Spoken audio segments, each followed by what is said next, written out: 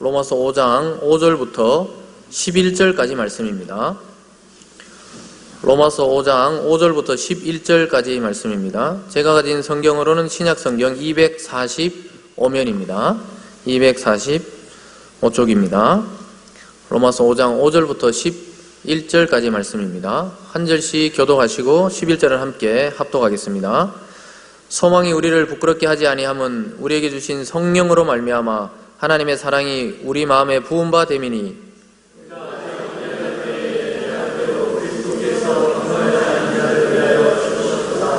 의인을 위하여 죽는 자가 쉽지 않고 선인을 위하여 용감히 죽는 자가 혹 있거니와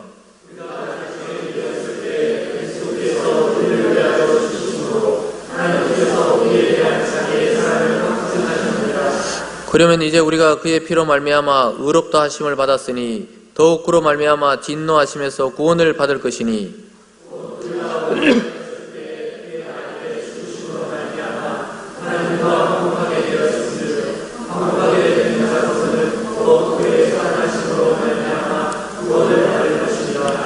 그뿐 아니라 이제 우리로 화목하게 하신 우리 주 예수 그리스도로 말미암아 하나님 안에서 또한 즐거워하느니라. 아멘. 네, 오늘 본문을 중심으로 사랑의 확증, 하나님이 어떤 증거를 가지고 우리를 구원하시는가, 그 문제가 핵심이죠.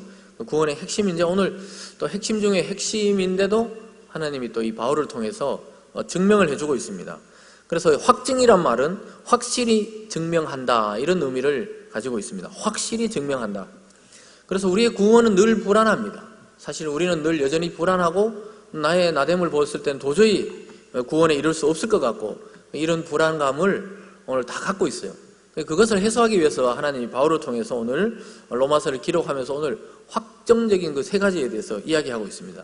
우리가 연약할 때, 아직 죄인일 때, 하나님과 원수되었을 때 그 아들의 죽으심으로 우리의 사랑을 확증했다. 이 내용에 대해서 오늘 좀 살펴보려고 합니다.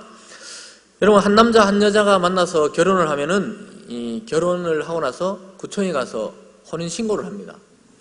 그래서 결혼의 법적인 근거가 뭐냐? 혼인증명서를 떼와야 거기 보면은 법적 증명이 되는 것입니다.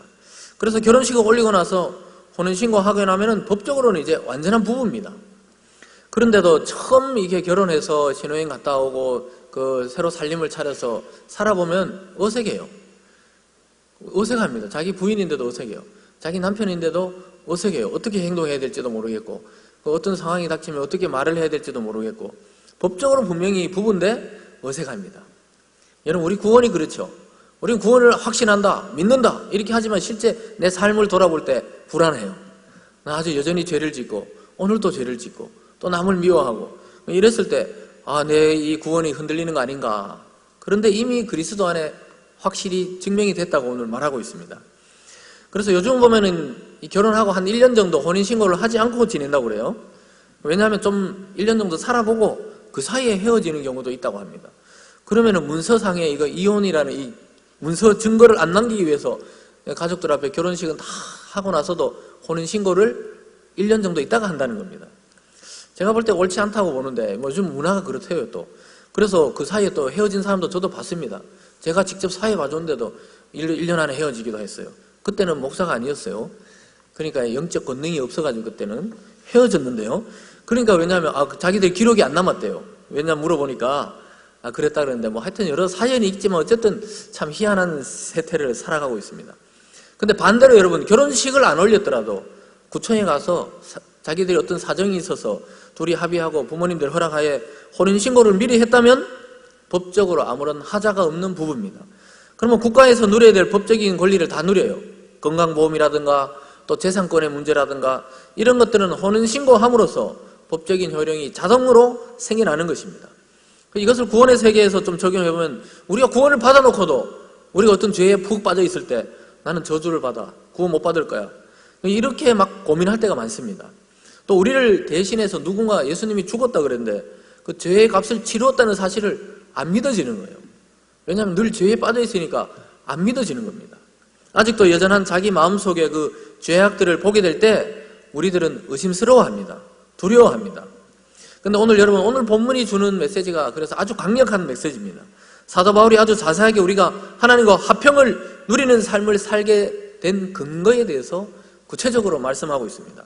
마치 판사가 판결문을 읽어내려가듯이, 무죄 판결문을 조목조목 읽어내려가듯이 오늘 설명하고 있어요. 우리가 아직 이랬을 때, 저랬을 때, 이랬을 때 세 가지에 대해서 설명하고 있습니다. 여러분, 오늘 말씀을 들으시면서 주님을 믿으시기 바랍니다. 여러분을 자꾸 돌아보지 마세요. 그래서 주님을 믿고 의롭다 하심을 받은 우리들이 하나님 안에서 누리는 그 화평을 여러분 맛보시고 또 근거를 오늘 확인하시는 중요한 시간 되시기를 바랍니다. 오늘 첫 번째로 보면요, 우리가 아직 연약할 때 예수 그리스도께서 죽었다 이렇게 말씀하고 있습니다. 여러분, 우리가 구원을 받았다고 생각하면서도 어떨 때 굉장히 불안하시죠? 내 믿음이 진짜인지 가짜인지 헷갈리는 거예요. 그래서 어른들은 죽어봐야 알지, 이게 제일 믿음 없는 말이에요. 죽어봐야 알지, 이 말은 정말 믿음이 없는 말입니다. 근데 그런 말을 많이 하세요. 여러분, 진짜인지 가짜인지 막 헷갈리는 거예요. 왜냐? 이 육체를 가지고 있으니까 여전하게 아직 죄를 짓는 거예요. 천국이 이렇게 이론적으로는 알겠는데 가본 적이 없으니까 감각이 없는 겁니다. 그래서 여러분, 말로는 믿는다고 고백하지만 이 우리 마음속 깊이 자세히 들여다보면 실제로 불안함이 자리 잡고 있어요. 그래서 우리는 조금 더 안정적으로 돈을 벌려고 합니다. 조금 많이 벌자. 조금만 더 안전한 집에 살자. 조금만 더 큰 차를 좀 사자. 이렇게 나쁜 건 아닙니다만 그게 깊이 들어가 보면 그리스도에게 전적 의탁하지 못하는 그 불안함이 섞여 있는 겁니다. 그래서 여러분, 오늘 본문을 통해서 그 불안까지 없어지기를 바랍니다. 6절 말씀에서 이렇게 말해요. 우리가 아직 연약할 때 기약대로 그리스도께서 경건하지 않은 자를 위하여 죽으셨도다. 우리가 아직 연약할 때 기약대로, 이 말은 약속대로, 하나님의 말씀대로, 또 구약의 모든 예언대로 그리스도께서 경건하지 않는 자를 위해서 죽으셨다 이렇게 말하고 있습니다. 이 연약할 때란 말은 우리 육체가 몸이 약하고 그럴 때 말하는 게 아니고 아직 믿음이 굳건하지 못해서 여전히 그 죄를 다 끊어버리지 못한 상태, 또는 그 죄로 말미암아서 또다시 죄를 범하게 되는 그런 이 몸의 상태, 또 생각의 상태를 말합니다.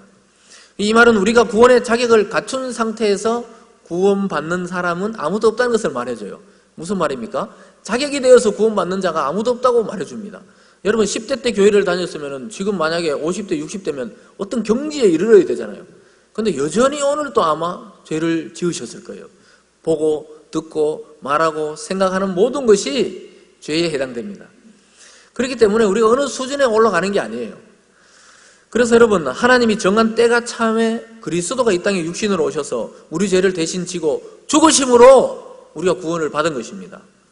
그래서 여러분, 우리의 어떠함이나 또 우리의 무슨 열심을 통해서 하나님의 구원의 역사가 바뀌거나 영향을 미칠 여지가 없다고 지금 바울이 말하고 있습니다.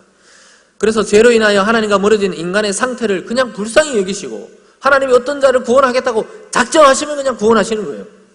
그래서 하나님이 계획하신 그 구원의 계획을 그리스도와 함께 작전을 짜시고 또 성령이 적용하시면서 이루신 사건이 바로 우리들의 구원의 사건입니다. 그때나 지금이나 인간은 경건하지 않습니다. 타락한 이후 노아 때든 또 아브라함 때든 또 예수님이 오셨을 때든 지금이든 인간은 경건하지 않다는 것입니다. 그래서 하나님 앞에 설 수 있는 존재는 아무도 없습니다. 여러분이 의심하든지 그렇지 않든지 하나님께서 이루신 일들은 변함이 없습니다. 우리의 믿음이 연약해서 죄의 유혹에 넘어갈 때조차도 하나님은 우리를 붙들고 계신다는 사실을 우리가 믿어야 됩니다. 여러분이 지금 짓고 있는 그 죄까지도 감당하시려고 그리스도가 십자가에 못 박혀 죽으신 줄 믿으시기 바랍니다. 오늘 두 번째로 보면요, 우리가 아직 죄인 되었을 때 예수 그리스도가 죽으심으로 하나님이 자기 사랑을 확증했다 이렇게 말하고 있습니다. 바울이 아주 강력하게 이 점층법을 통해서 이야기하고 있습니다. 연약할 정도가 아니고 조금 죄를 짓는 정도가 아니고 아예 죄에 풍덩 빠져서 죄인이 되었을 때 그리스도께서 우리를 위하여 죽으심으로 우리에 대한 하나님의 자기 사랑을 확증했다, 확실히 증명했다 이렇게 말합니다. 7절과 8절입니다. 의인을 위하여 죽는 자가 쉽지 않고 선인을 위하여 용감히 죽는 자가 혹 있거니와 우리가 아직 죄인 되었을 때 그리스도께서 우리를 위하여 죽으심으로 하나님께서 우리에 대한 자기의 사랑을 확증하셨느니라. 여러분, 이게 참 중요한 말이 나와요. 이 사람 생명이 중요하지 않은 사람 아무도 없습니다. 그런데도 불구하고 불이 나면 소방관은 그 불에 뛰어듭니다. 또 경찰관들은 도둑과 강도를 잡으려고 그 대결을 펼쳐요. 자기 목숨이 중요하지 않은 사람이 없고 두렵지 않은 사람이 없습니다.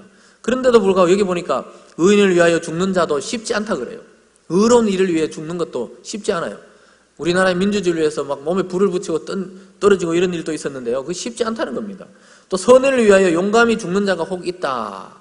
우리나라를 구하기 위해서 독립운동을 한다든가 6.25 때 또 총탄에 또 죽는 사람도 있어요. 간혹 있는 건데 이게 쉽지 않다고 이야기하고 있습니다. 그런데 우리는 죄인이었는데도 하나님이 엄청난 일을 행하셨어요. 왜냐하면 우리가 죄에 그렇게 빠져 있을 때조차 하나님은 자기 아들을 죽이셔서 우리에 대한 사랑을 확증했다고 말하고 있습니다. 여러분, 죽음보다 더 큰 증거가 어디 있습니까? 우리가 보통 그래 내 결백을 주장하겠다 그러면서 탁 자기 목숨을 끊거나 이런 거 보시죠. 죽음으로 자기 결백을 주장하는 사람들이 있습니다. 생명이 얼마나 귀한데 그걸 끊고 한다는 거예요.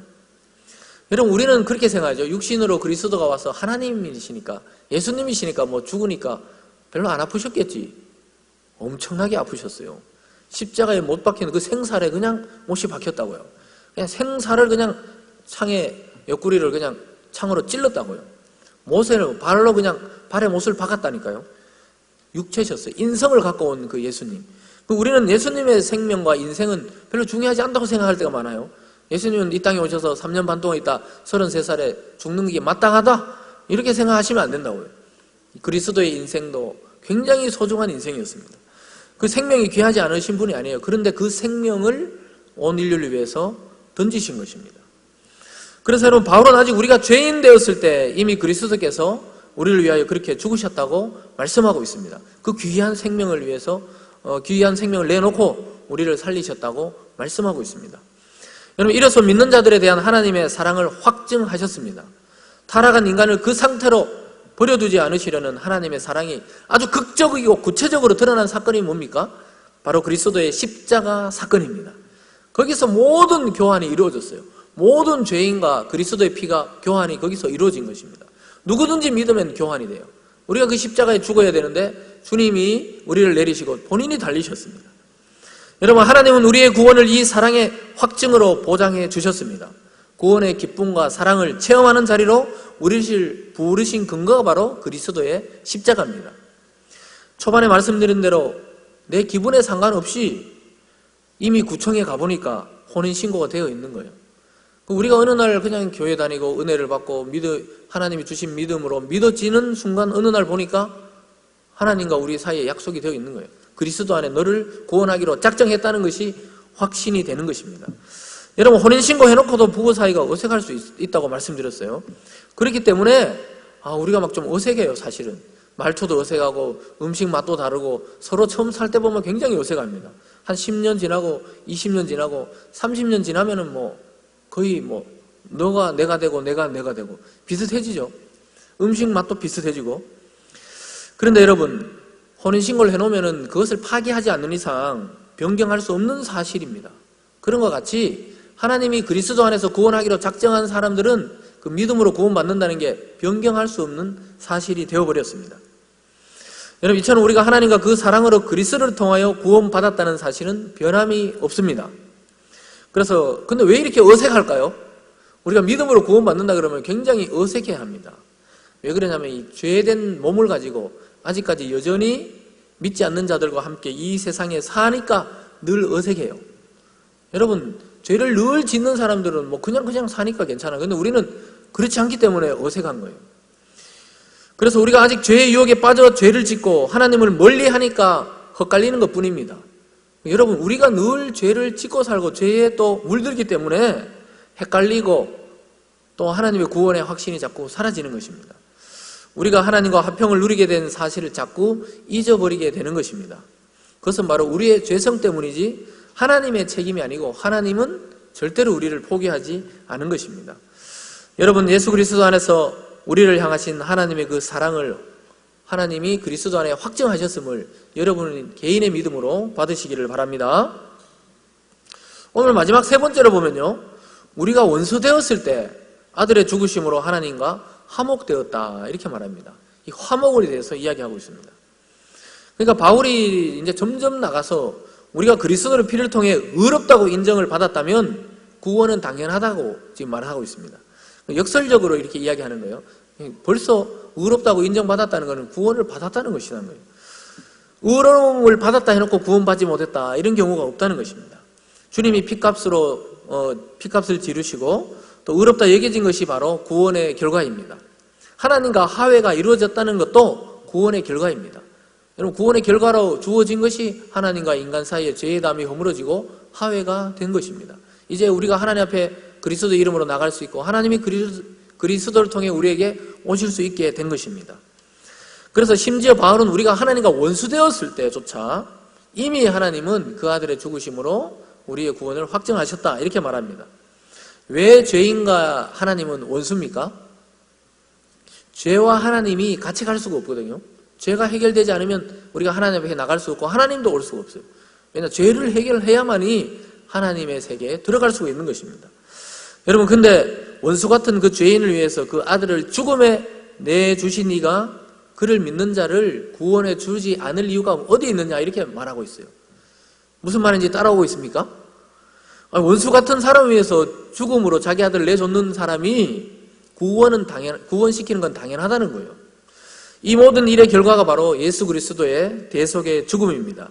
9절과 10절 말씀입니다.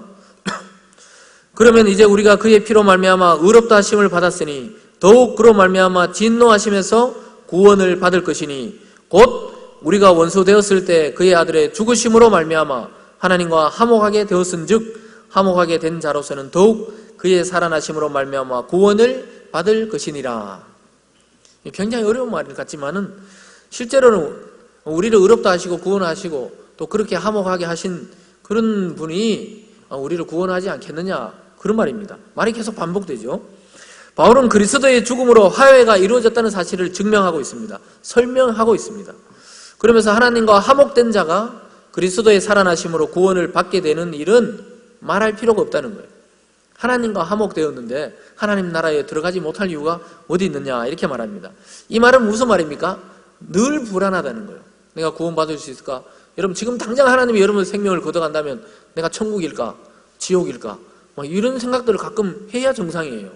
이런 생각조차 없다면 감각이 너무 무뎌진 것입니다. 근데 우리가 죄에 늘 물이 들기 때문에 이런 생각이 오히려 드는 게 정상이에요. 두려워요. 그런데 하나님은 오늘 계속 바울을 통해 걱정할 필요 없다고 지금 말하고 있습니다. 우리가 하나님과 더불어 화평을 누리지 못할 이유가 아무것도 없는 이유는 바로 그리스도가 이미 우리 원수 되었을 때 우리를 대신해 죽어주셨다, 이렇게 말하고 있습니다. 여러분, 그리스도를 믿고 그분이 주신 이 모든 혜택을 누리시는 여러분 되시기 바랍니다. 예전에 그랬다 그러죠. 그 뷔페 식당이 처음 생겼을 때 사람들이 잘 몰라가지고 그냥 뷔페 티켓 끊고 들어가면 아무거나 먹어도 되는데 먹는 것마다 계산하는 줄 알고 그랬다 그럽니다. 근데 어떤 분들은 또 크루즈 여행할 때 그렇다 그래요. 크루즈 배를 딱 끊고 뱃삭을 주면은 그 안에 들어가 있는 모든 게 무료랍니다. 한 번씩 타보세요. 그 타면은 다 무료라 그래요. 근데 거기가 음식도 무료고 이런데 점심, 저녁, 이렇게 아침 다 무료인데 모르고 그냥 굶고 있는 사람도 있다 그래요. 그 처음 타보신 분들은. 저도 최근에 안 소식이에요. 이제 혹시 태워주면 그냥 공짜로 다 먹고 그냥 망원경도 보고 이렇게 누릴 수가 있는 것입니다. 그 티켓 안에 다 들어가 있는 거예요. 그리고 비행기 타도 그렇잖아요. 도시락 줄 거야 그러면 돈 받을까 봐 안 먹는다 그러고 또 그럴 필요가 없다는 거예요. 이미 기내식이 선택을 하면 돼요. 근데 우리가 구원이 그렇다는 거예요. 그러니까 예수 그리스도 안에 다 구원시켜놨다고 계속 성경이 이야기하는데도 우리는 왜 불안합니까? 육체를 가지고 이 땅에서 여전히 죄인들과 어울려 살다 보니까 자꾸 확신이 사라지고 또 자기도 어떨 때 죄를 지어버리니까 이 확신이 완전히 사라지는 거예요. 거기다 막 사탄이 공격하잖아요. 네가 그런 죄를 짓고도, 너가 이렇게 말을 하고 이런 행동을 하고도 구원의 확신을 가지냐고, 너 안 된다고 그렇게 계속 참소합니다. 천사가 그럴 리가 없죠. 천사는 참소를 하지 않아요. 사탄이 계속, 또 귀신이 계속 그렇게 사람인데 계속해서 확신을 사라지게 하는 것입니다. 그래서 여러분, 우리가 늘 듣는 말이지만 남편의 직업에 따라 여자가 굴리는 게 달라지잖아요. 그럼 남편이 만약에 왕이면은 그 사람과 결혼하면 왕비가 되는 거예요. 반대로 또 여자가 공주면 어떻게 됩니까? 남자가 나중에 혹시 왕이 될 수도 있어요. 물려받을 수도 있습니다. 그래서 여러분, 왕과 결혼하면 왕비가 되고 공주가 결혼하면은 또 한 나라를 물려받는 그 왕의 자리로 올라갈 확률이 높아지는 것입니다. 여러분, 우리는 주님을 통하여 우리가 하나님 안에서 누리는 것이 뭡니까? 하나님의 자녀 됐다고 성경이 말씀하고 있습니다. 요한 사도가 이야기했잖아요. 하나님의 자녀가 되는 권세를 주셨다. 권세. 이미 그를 영접하는 자는 하나님의 자녀가 된 줄 믿으시기 바랍니다.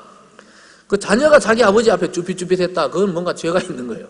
애들 키워보면 알잖아요. 애들 거짓말하면 눈을 못 맞춰요. 똑바로 말해! 이렇게 하면 사실은 이렇게 이야기했어요. 이런 듯이 그렇다고 너 내 자식 아니라고 말하진 않아요. 그러니까 우리가 하나님 앞에 죄를 지면 좀 어색하고 성찬을 받을 때도 그렇잖아요. 죄가 해결되지 않으면 받지 마세요. 그러고도 또 당장 해결하고 또 먹기도 하고 그러죠. 왜냐 남들이 또 내 죄진 줄 알까 봐 막 빨리 해결하고 또 바로 먹기도 하고. 제가 그랬다고 예전에. 왜냐면 또 안 먹으면 또 옆에서 저 뭐 죄를 졌구나 이럴 것 같기도 하고. 그것도 큰 죄잖아요. 남의 시험을 들게 하니까. 그래서 버뜩 회개하고 또 이렇게 먹기도 하고. 저 다 회개했어요. 그런 거다. 그러니까 여러분, 우리는 굉장히 어색해요. 사실 하나님의 자녀라는 게 굉장히 어색합니다. 신의 아들이다. 굉장히 어색해요. 여러분, 자녀로서 아버지 앞에 이제 나가시기 바랍니다. 아버지의 그 즐거움에 참여하시고 아버지를 자랑스러워하시고 아버지를 자랑하고 다녀야 돼요. 하나님이 우리 아버지시니까. 여러분, 애 때 말이죠. 지하죠. 우리 둘째 지하만 할 때는 아버지가 신인 줄 알아요. 거의 다 할 줄 있는 줄 알아요. 저도 어릴 때 우리 아버지가 다 하실 수 있는 줄 알았어요. 근데 내가 좀 커보니까 아버지가 힘이 더 없어요. 이게 목욕탕 가서 막 등을 밀다가 막 눈물 흘릴 뻔했어요. 왜 이렇게 마르셨나. 그렇게 되는 거예요. 그렇지만 육신의 아버지는 그렇게 되지만, 그러나 어릴 때 봤던 우리 육신의 아버지를 통해 하나님의 영광을 보여주도록 하나님이 그렇게 육신의 부모를 주신 거예요. 그래서 아버지라 부르게 하고, 하나님도 아버지라 부르는데 영원한 아버지입니다. 그래서 여러분, 우리가 막 자랑하고 다녀도 괜찮아요. 그 능력을 막 끌고 와서 기도로 그냥 써도 괜찮아요. 아이들은 아버지가 이 세상에 제일 위대한 사람으로 여기는 것입니다. 우리가 하나님과 더불어 그리스도로 말미암아 자녀가 되었다. 이것은 하나님 안에서 평안과 즐거움을 누리는 것입니다. 11절 말씀입니다. 함께 읽어보겠습니다. 시작. 그뿐 아니라 이제 우리로 화목하게 하신 우리 주 예수 그리스도로 말미암아 하나님 안에서 또한 즐거워하느니라. 아멘. 즐거워한다고. 즐거워. 그래서 여러분, 우리가 궁극적으로는 사실 천국을 이 땅에서 맛보면서 살아야 돼요. 늘 우울하다, 이건 그리스도인이 아닐 수 있어요. 늘 우울할 수가 없어요. 우울하다가도 또 말씀을 듣고, 아, 하나님의 자녀가 됐구나, 너 기뻐하며 살아야 되겠다. 우리가 막 의지로 그렇게 하는 게 아니고 성령께서 말씀을 통해 충만한 기쁨을 주실 때가 있어요. 행복해요. 하나님을 믿었다는 게. 내가 인간으로 태어나가지고 인간답게 살지 못할 뻔했는데 하나님을 아니까 참 인간의 모습으로 살아가게 됐구나. 이걸 깨달을 때마다 너무 행복한 거예요. 그래서 우리가 하나님 안에서 하나님을 즐거워하며 자랑하며 기쁨으로 살아갈 수 있는 근거가 바로 우리 주님을 통해서 그것이 가능한 것입니다. 다른 누구의 이름으로도 안 돼요. 예수 그리스도, 그 이름을 통해서 우리가 누리는 것입니다. 유일한 길입니다. 유일한 생명의 통로입니다. 그래서 주님께서도 이 땅에 직접 자기가 오셔서 분명히 말했어요. 나는 길이요 진리요 생명이다. 그렇게 말했습니다. 이처럼 오직 예수 그리스도 안에서 우리의 구원 또 은혜를 누림과 영원한 생명은 보장된 사실임을 믿음으로 받으시기 바랍니다. 그래서 여러분, 절대 사탄이 말하는 것, 절대 하나님은 두려워하는 마음을 주지 않으세요. 하나님 주신 것은 능력과 사랑과 절제다, 이렇게 말했습니다. 절대 두려워하지 마시고 하나님 안에서 즐거워하는 사람들이 바로 나 자신이다, 성도다, 이것을 확실하게 믿고 강구하고 나가야 됩니다. 역설적으로 이 말은 또 하나님 밖에서는 모든 인생이 이러한 즐거움, 진짜 행복, 진짜 즐거움, 하늘의 복, 이걸 못 누린다고 말해주고 있습니다. 이 땅에 가지고 싶은 것 아무리 가져봐도 인간은 마지막에 궁극적 허무감 때문에 결국 허무하게 끝나요. 근데 우리는 뭐 가진 것 없는 것 같지만 하나님을 깊이 묵상하고 그분 말씀 안에서 은혜를 누릴 때 어떻게 됩니까? 그 자체가 즐거워요. 하나님 자체를 즐거워한다니까요. 아이들이 아빠 하고 왔을 때 아빠 자체를 그냥 즐거워하고 기뻐하듯이 하나님 자체, 하나님의 그 말씀 자체를 은혜로워하고 기뻐하는 것입니다. 그래서 여러분, 예수님을 통하여 우리에게 주어진 이 구원이라는 것은 이미 하나님과 예수님 사이에 약속이 되어 있는 사실입니다. 그래서 이 구원이라는 것은 하나님과 그리스도와 성령이 다 이루신 거예요. 우리는 은혜로 그 구원의 부르심으로 부름을 받은 것뿐입니다. 그래서 바울 사도는 오늘 그 근거, 구원의 근거를 우리에게 명확하게 설명해 주고 있습니다. 여전히 우리 속에는 죄들이 우리를 괴롭게 합니다. 우리의 본성이 하나님으로부터 자꾸 도망가려고 그러는 게 정상이에요. 지금도 예수 그리스도를 통해서 구원을 받는다 그러지만 사람들은 계속 도망다녀요. 그래서 언젠가 한번 설명드리는 것처럼 이 들판을 뛰어노는 그 꽁이나 노루들이 화살을 맞아가 목에 관통해 있는데도 그거 모르고 뛰어다니잖아요. 그리고 그 사람이 그걸 빼주려고 하면 사람이 자기 잡는 줄 알고 또 짐승이 쏜살같이 도망갑니다. 그래서 마취총을 딱 놓고 나서 그 짐승의 목에 이걸 빼주고 치료하고 또 깨어나면 쏜살같이 또 도망가요. 사람에게 오질 않습니다. 그런 것처럼 인간이 바로 죄 문제를 해결했는데도 불구하고 믿는 성도들조차 하나님을 좀 피하고 싶어하는 본성들이 가지고 있다는 거예요. 그러지 말라고 지금 말씀하고 있습니다. 하나님 안에서 즐거워하라, 참 기쁨을 누려라 이렇게 말합니다. 여러분, 우리는 여전히 연약하고 오늘 또 죄를 짓습니다. 또 하나님을 대적할 때가 많습니다. 원수같이 막 생각할 때가 있어요. 막 대들 때가 있습니다. 여러분, 그렇기 때문에 우리는 철저하게 우리를 주의해야 되는 것이 우리 자신에게서 구원의 근거를 자꾸 찾으려 해서는 안 됩니다. 우리의 열심과 우리의 또 어떤 행동과 우리의 행위와 이런 종교심을 통해서 하나님께 구원을 받을 수가 없어요. 거기서 자꾸 근거를 찾으면 허무해집니다. 오직 주님 앞으로 나아갈 때만 우리 그 모든 것이 해결되고 하나님 안에 기쁨을 누리는 줄 믿습니다. 그래서 여러분, 예수 그리스도의 사랑의 죽으심으로 하나님과 우리가 화해할 수 있었습니다. 이미 그분 안에서 주님의 사람이 된 사람들은 하나님과 화평을 누리고 있다는 사실을, 하나님은 이미 그렇게 누리고 계시는데 우리가 못 누리는 거예요. 여러분, 누리셔야 됩니다. 하나님과 화평을 누리고 말씀의 즐거움을 갖고 살고 충만한 은혜를 받고 살아가야 되는 것이 성도의 삶입니다. 사랑하는 여러분, 하나님의 사랑의 확증이신 예수 그리스도 안에서 구원의 참된 기쁨을 누리시고 또 그 기쁨을 전파하는 참된 성도의 삶을 사시길 주님의 이름으로 축원합니다. 우리 함께 말씀을 생각하시면서 기도하겠습니다. 첫 번째로 우리의 구원의 근거가 되시는 예수 그리스도 안에서 참 평안과 기쁨을 누리는 그런 신앙과 그런 삶이 되게 해달라고 기도하시겠습니다. 그리고 우리 공동체를 위해서는 지금 학습 세례 교육이 2주차로 지금 접어들고 있습니다. 우리 그분들이 정말 교회를 오래 다녔던 금방 오신 분이든 참 진리 안에서 신앙의 뿌리를 내리는 성도로 세워지도록 기도해 주시기 바랍니다. 그리고 우리 교회 한우들이 있습니다. 우리 수술하신 분, 여러분 아는 분들 있죠? 기도해 주시고 또 가족 중에 아픈 분들이 있으면 기도해 주시기 바랍니다. 그리고 오늘 낮에 좀 연락을 받았는데요. 그 인도의 전용열 선교사님이 그 몸에 이상이 있어서 급히 귀국했다고 합니다.